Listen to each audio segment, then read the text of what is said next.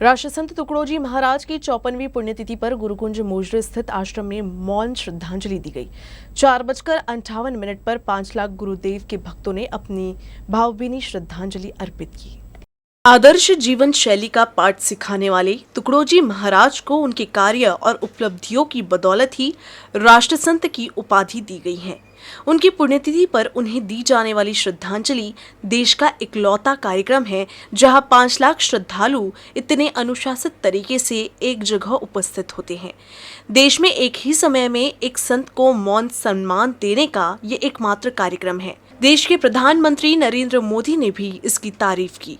पिछले 2 साल कोरोना संकट की वजह से पुण्यतिथि महोत्सव पर कोई भव्य आयोजन नहीं हो सका था, लेकिन इस बार विशेष आयोजन किया गया जिसमें केवल देश से ही नहीं बल्कि अमेरिका, इंग्लैंड, जर्मनी, कनाडा, दक्षिण अफ्रीका आदि से विदेश से आए गुरुदेव भक्त श्रद्धांजलि देने पहुंचे। मराठी पंचांग के अनुसार राष्ट्रसंत का महानिर्वाण अश्विन माह के पंचमी को 1968 को हुआ था। वैसे उस दिन 11 अक्टूबर था। राष्ट्रसंत ने शाम 4:58 पर इस दुनिया से अलविदा ले लिया था। तब से सभी धार्मिक संप्रदायों के भक्त श्री क्षेत्र गुरुकुंज में भक्ति के साथ इकट्ठा होते हैं और अश्विन माह के पंचमी पर श्रद्धांजलि अर्पित करते हैं। पिछले 53 वर्षों से मौन श्रद्धांजलि अर्पित की जा रही है। राष्ट्रसंत तुकडोजी महाराज का जन्म 30 अप्रैल 1909 को महाराष्ट्र के अमरावती जनपद के यावली नामक एक दूरदराज के गांव के एक गरीब परिवार में हुआ था। उन्होंने अपने प्राथमिक शिक्षा यावली और वरखेड़ में पूरी की। अपने प्रारंभिक जीवन में ही उनका संपर्क बहुत सारे महान संतों के साथ हो गया था। समर्थ आडकोजी महाराज ने उनके ऊपर अपने स्नेह की वर्षा की और उन्हें योग शक्ति से विभूषित किया। तुकडोजी ने साल बरडी की पहाड़ियों पर महारुद्र यज्ञ का आयोजन किया जिसमें 3 लाख से अधिक लोगों ने भाग लिया। इस यज्ञ के बाद उनकी ख्याति दूर दूर तक फैल गई और वे पूरे मध्य प्रदेश में सम्माननीय हो गए। 1936 में महात्मा गांधी द्वारा सेवाग्राम आश्रम में उन्हें निमंत्रित किया गया जहां वो लगभग 1 महीने रहे। उसके बाद तुकडोजी ने सांस्कृतिक और आध्यात्मिक कार्यक्रमों द्वारा समाज में जन जागृति का काम प्रारंभ किया जो 1942 के राष्ट्रीय स्वतंत्रता संग्राम के रूप में लक्ष्य को प्राप्त हुआ। तुकडोजी के ही आह्वान का परिणाम था आष्टी शिमूर स्वतंत्रता संग्राम। इसके चलते अंग्रेजों द्वारा उन्हें चंद्रपुर में गिरफ्तार कर नागपुर और फिर रायपुर की जेल में 100 दिनों 28 अगस्त से 2 दिसंबर 1942 तक के लिए कैद कर लिया गया। कारागृह से छूटने के बाद तुकडोजी ने सामाजिक सुधार आंदोलन चलाकर अंधविश्वास, छुआछूत, मिथ्या धर्म, गोवध और अन्य सामाजिक बुराइयों के खिलाफ संघर्ष किया।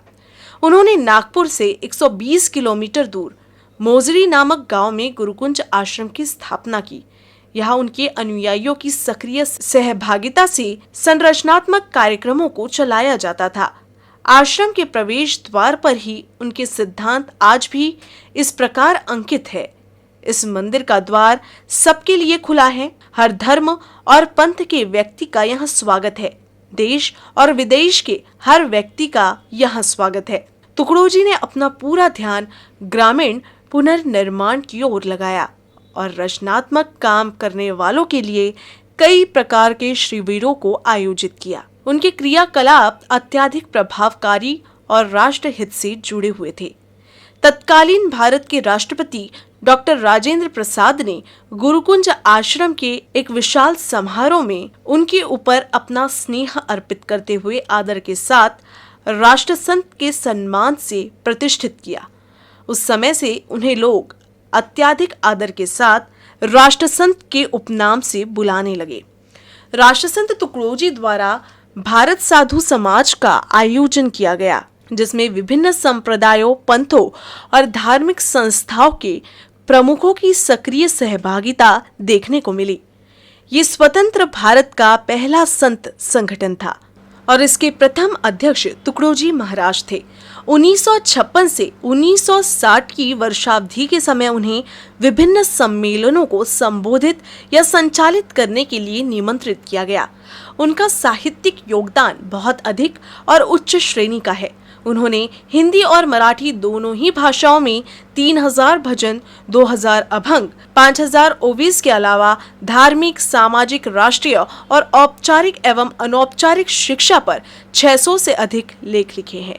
वो कई सारी कलाओं और कौशलों के ज्ञाता रहे। आध्यात्मिक क्षेत्र में वो एक महान योगी के रूप में जाने जाते थे, तो सांस्कृतिक क्षेत्र में उनकी प्रसिद्धि एक ओजस्वी वक्ता और संगीतज्ञ के रूप में थी। उनका व्यक्तित्व अतुलनीय और अद्वितीय था। उनके व्यक्तित्व के बहुत सारे पहलू थे एवं उनकी शिक्षा आने वाली पीढ़ियों के लिए उपयोगी है। अंतिम दिनों में राष्ट्रसंत तुकडोजी को कैंसर हो गया था। तब उस घातक बीमारी का उपचार करने के हर संभव प्रयास किए गए, किंतु कोई प्रयास सफल न हुआ। अंत में 11 अक्टूबर 1968 को गुरुकुंज आश्रम में राष्ट्रसंत ने शरीर का त्याग कर ब्रह्मलीन हो गए।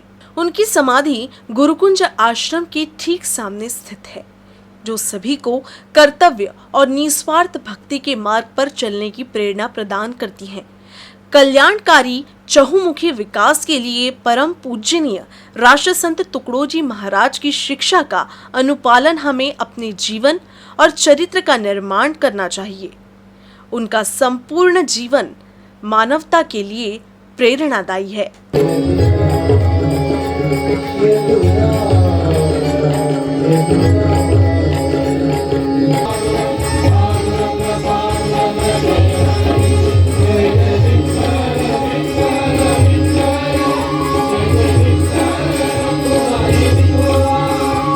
यावर्षी निर्बंध हटल्यामुळं आणि महाराजांच्या तत्वज्ञानाचा प्रचारही खूप झाल्यामुळं विदेशापासून तर देशापासून भारताच्या कानाकोपऱ्यातून या ठिकाणी भाविक दाखल झालेत।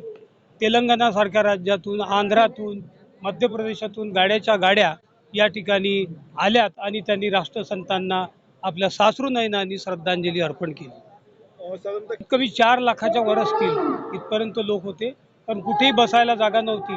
इथून तर टेकडीपर्यंत 1.5 किलोमीटर, इकडच्या बाजूने 1.5 किलोमीटर आणि मागेही आश्रमच्या लोक बसलेले होते आणि हायवे सुद्धा बंद झालेला होता। म्हणून समाजाच्या प्रती राष्ट्रसंत तुकडोजी महाराज आपल्या आत्म्यासारखं प्रेम सर्व भक्त मंडळी त्यांच्यावरती करतात आणि त्यांचं जे सर्व व्यापक भारताला एक करणारं एकात्मतेचं तत्वज्ञान हे या ठिकाणून ते घेऊन जातात आणि आपापल्या क्षेत्रामध्ये ते कार्य करतात। राष्ट्रसंत तुकडोजी महाराज की पुण्यतिथि पर गुरुदेव के भक्त दूर दूर से पालकी लेकर पहुंचे हैं। ग्रामीणों ने गुरुदेव भक्तों द्वारा लाई गई पालकी का स्वागत किया। विदर्भ के प्रसिद्ध संत और पूरे विश्व को सर्वधर्म समभाव और मानवता की पाठ पढ़ाने वाले वंदनीय राष्ट्रसंत तुकडोजी महाराज की 54वीं पुण्यतिथि महोत्सव पर गुरुकुंज मोजरी आश्रम पूरा गुरुदेव की भक्ति के रंग में सराबोर हो गया। गुरुदेव के भक्त दूर दूर से पालकी लेकर पहुंचे हैं। भजन कीर्तन कर पैदल ही गुरुदेव के आश्रम तक पहुंचने वाले इन भक्तों का स्थानीय नागरिकों ने भव्य स्वागत किया। इस दौरान पूर्व मंत्री और तिवसा की विधायक यशोमती ठाकुर खुद भक्तों का स्वागत की। साथ ही उन्होंने फुगड़ी खेल अपनी खुशी जताई।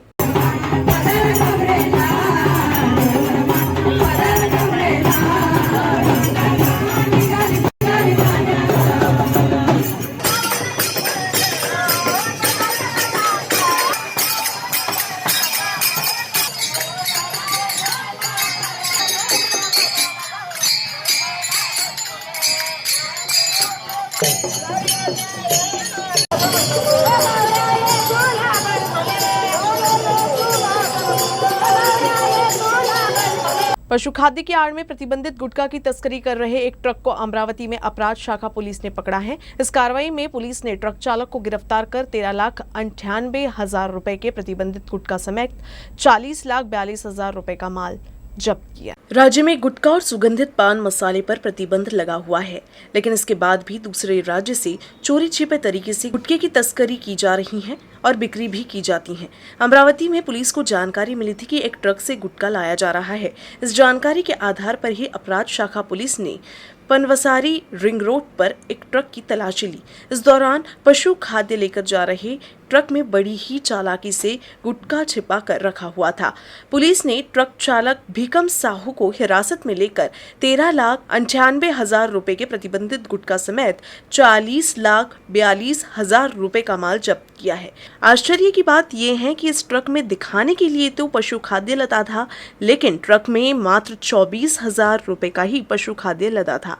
पुलिस इस मामले में अब आगे की जांच पड़ताल कर रही है।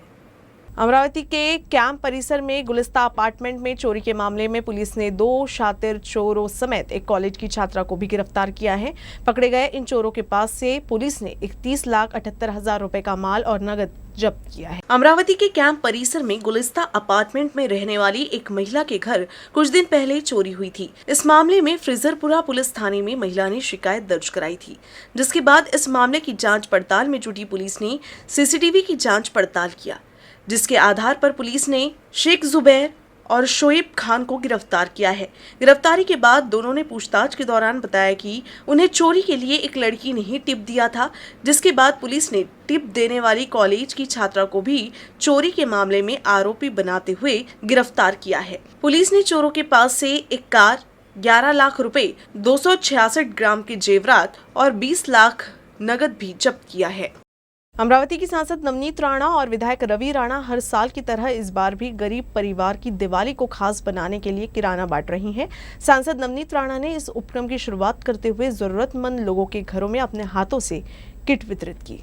राणा दंपति अपने निर्वाचन क्षेत्र के प्रत्येक गरीब व्यक्ति के लिए दिवाली को मीठा बनाने के लिए किराने का सामान वितरित करते हैं। पहले ये किराना विधानसभा के बडनेरा निर्वाचन क्षेत्र में ही बांटा जाता था, लेकिन अब इसका दायरा बढ़ा दिया गया है और इसे अमरावती लोकसभा निर्वाचन क्षेत्र में वितरित किया जाता है। राणा दंपति ने अमरावती लोकसभा क्षेत्र में लगभग 1 लाख परिवारों को मुफ्त किराने का सामान पहुंचाने का संकल्प लिया है। इसके लिए 200 कार्यकर्ताओं की एक टीम तैयार की गई है। सांसद नवनीत राणा खुद किट वितरित कर इस उपक्रम की सुरुवात की। आम्ही तुमचे फक्त लोकप्रतिनिधी नाही, तुमचे परिवाराचे सदस्य म्हणून त्यांच्यासोबत आम्ही प्रत्येक वेळी उभे राहू, हा हे करण्यासाठी दरवर्षीचा उपक्रम आहे। आणि कोणालाही उन्हामध्ये उभं राहावी लागत, कोणाला लाईनमध्ये उभा नाही राहावं लागत, कोणाला काही त्रास घ्यावी लागत। आमचे कार्यकर्ते सकाळपासून इथे 400 फॉर्म घेतो आणि किराण्याचं पूर्ण बॅग, कारण पुरणरोटी आपल्या घरात दिवाळीमध्ये प्रत्येक सणामध्ये होते महाराष्ट्रामध्ये, त्याप्रमाणे त्याची जे सामग्री लागते, चण्याची डाळ, साखर, पोहा, मैदा, वेगळे पदार्थासाठी, चुड्यासाठी आणि हा सगळी तेलाची पिशवी जे आहे, मी सगळी वस्तू ते आपण किराण्यामध्ये देतो। आणि दरवर्षीचं हे मला असं वाटते आमचं प्रेम आणि आम्ही त्यांच्या बरोबर आहोत, हे नेहमी त्यांच्यासोबत उभे राहण्यासाठी आणि दिवाळी सगळ्यांच्या घरात इक्वली साजरी झाली पाहिजे, त्याच्यासाठी आमचा छोटासा प्रयत्न असतो। राणा दंपति द्वारा उपलब्ध कराया गया किराना किट में चीनी, सूजी, आटा, मूंगफली, तेल, पोहा, चना दाल, सोयाबीन बड़ी, डालडा, नमक, मसाले, कुल 9 से 11 वस्तुएं दी जा रही हैं। अमरावती के बाद अब किराना किट मेलघाट के गांव में पहुंचाया जाएगा। ये किराना गरीब, मजदूर, आदिवासियों जैसे जरूरतमंद लोगों को दिया जाएगा। सांसद नवनीत राणा ने कहा कि स्व अर्जित आय के माध्यम से प्रत्येक परिवार में सामाजिक जिम्मेदारी की भावना के साथ दिवाली मनाई जानी चाहिए। यदि अन्य सांसद और विधायक अपने अपने क्षेत्रों में इसी तरह की गतिविधियों को करे तो निश्चित रूप से तो राज्य में गरीब परिवार के यहाँ भी दिवाली खुशियारी वाली होगी। Arun Joshi, UCN news, Amravati. अजित पवार और जयंत पाटिल ने मीडिया से बात करते हुए कहा था कि शिंदे भाजपा सरकार जल्द ही गिर जाएगी। इस पर भाजपा विधायक प्रताप अड़सड़ ने कहा कि महाविकास आघाड़ी के नेताओं को भय है। उन्होंने ये भी कहा कि शिंदे भाजपा सरकार 2.5 साल तक चलेगी। उन्होंने कहा कि शिंदे भाजपा सरकार कई अच्छे फैसले ले रही है और सरकार सुचारू रूप से चल रही है। नाही, माझ्या माहितीप्रमाणे तरी अशी कुठलीही परिस्थिती महाराष्ट्रात नाही आहे। शेवटी बाळासाहेबांची जी शिवसेना आहे हा त्यांचा शेवटी अंतर्गत प्रश्न आहे, परंतु माझ्या माहितीप्रमाणे शासनामध्ये आम्ही सोबत आहोत। त्याच्यामुळे मी आता मंत्रालयातही फिरतो, अनेक आमदार शिवसेनेची भेटतात, त्यांच्या मनात कुठली खतखत आहे असं मला वाटत नाही। उलट ही खतखत आधी 2.5 वर्ष होती आणि त्यामध्ये त्यांना जो त्रास झाला त्याच्यामुळेच त्यांनी हा शेवटी निर्णय घेतला आणि अनेक विचारांची लढाई होती आणि त्या माध्यमातून मी जेव्हा चर्चा करतो तेव्हा आता सगळे आनंदात आहे, खुश आहेत। मोठ्या प्रमाणात निधीची त्यांना अडचण नाही आहे आणि आघाडी सरकारमध्ये असताना जेव्हा त्यांना त्रास व्हायचा की त्यांच्या मतदारसंघात इतर पक्षाचे लोक भूमिपूजन करायचे, असा कुठलाही त्रास आता त्यांना उद्भवला नाही आहे. त्याच्यामुळे सगळे आनंदात आहेत आणि मला असं वाटते की येणारा काळ जो सरकारचा बाकी आहे तो संपूर्णपणे हे भाजप व बाळासाहेबांची शिवसेना या युतीचं समर्थपणे पूर्ण करतील आणि अनेक चांगले निर्णय या 3-4 महिन्याच्याच काळात मोठ्या प्रमाणात झाले आहे, जे 2.5 वर्षात हे आघाडी सरकार घेऊ शकलं नाही. त्यामुळे जनताही खुश आहे. शेतकऱ्यांच्या बाबतीतही मोठमोठे निर्णय झालेले आहेत आणि याची धास्ती घेऊन आता हे सरकार जर 2.5 वर्ष व्यवस्थित चाललं तर पुढं आपलं काय, या भीतीतून फ्रस्ट्रेशनमधून असे स्टेटमेंट्स येऊन राहिले असं मला वाटतं. मेलघाट टाइगर रिजर्व की वन कर्मचारी नीलम बघेल ने वन भ्रमण के दौरान एक मकड़ी का जाला बूनते हुए एक वीडियो कैप्चर किया। इस वीडियो में आरानियस नाम की मकड़ी एक खूबसूरत जाला बूनते हुए नजर आ रही है। उप वन संरक्षक द्वारा सभी वन कर्मचारियों को मकड़ियों के बारे में जानकारी एकत्रित करने का कार्य सौंपा गया है। इसी के तहत ये वीडियो कैप्चर किया गया है। एक मकड़ी जाला इसलिए बनाती हैं क्योंकि वो अपने जाल में कीड़ों का शिकार करती हैं और खुद को भी जंगल के खतरनाक कीड़ों से बचाती हैं। सपना वन्यजीव विभाग में कार्यरत उप वन संरक्षक दिव्या भारती ने वन रक्षकों को विभिन्न प्रकार की मकड़ियों की जानकारी एकत्रित करने का कार्य सौंपा है। इसी कार्य के चलते ये वीडियो सामने आया है। वहीं स्पाइडर स्पेशलिस्ट डॉक्टर अतुल बोडके वन रक्षकों को मकड़ियों के बारे में गाइड कर रही हैं।